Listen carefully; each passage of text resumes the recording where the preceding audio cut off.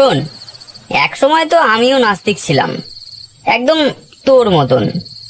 কিন্তু এইসব অজপাড়া গায়ে পৈতৃক সম্পত্তির দেখাশোনা করতে গিয়ে আমার জীবনে এমন এমন সব ঘটনা ঘটেছে যে ভূত প্রেতে বিশ্বাস করতে বাধ্য হয়েছি।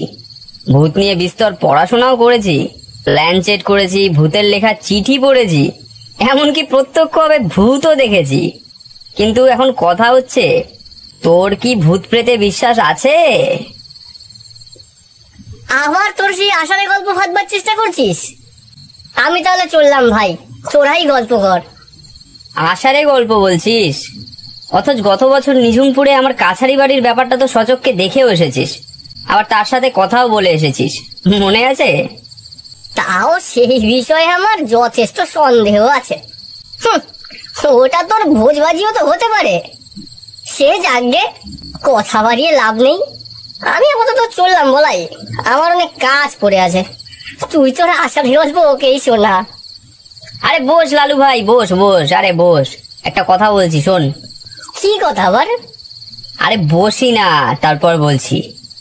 ভূতের ব্যাপারে তো তোরা আমার কাছে অনেক গল্পই শুনেছিস, তবে আজ যেটা বলবো সেটা একটুখানি রহস্যজনক ঘটনাও বলতে পারিস, আবার অতি অলৌকিক ঘটনাও বলতে পারিস।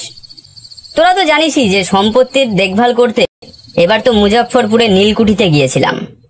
তো সেই নীলমহলে নিজের সমস্ত কাজ ছেড়ে আমার নায়েব মশাই শিবসদয় বাবুর ঘাড়ে সমস্ত কাছারি বাড়ির দায়িত্ব দিয়ে গত পরশুদিন বাড়িতে ফিরবো বলে স্টেশনে সবে এসে ঢুকেছি, তখন ঘড়িতে তাও ধরে নে না ওই রাত 8টা কি 8:15 বাজে। টিকিট কাটবো বলে টিকিট কাউন্টারে গিয়ে দাঁড়াতেই একজন বয়স্ক স্টেশন মাস্টার কোনো রকম ভাবে টিকিট কাউন্টারের জানলা থেকে উকি দিয়ে আমাকে আগা পাঁচতলা ভালো করে দেখে নিয়ে বললেন, দেখছেন না বাইরের কি অবস্থা?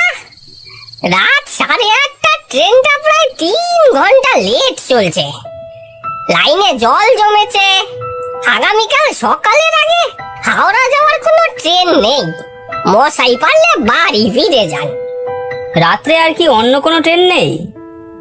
কথাটা জিজ্ঞেস করাতে তিনি বললেন, ট্রেন ট্রেন একটা আছে বটে, সেটা 10:30 নাগাদ আসার কথা। লোকাল ট্রেন কলিয়ারি পর্যন্ত যাবে, তবে আজ কখন আসবে তারও ঠিক নেই।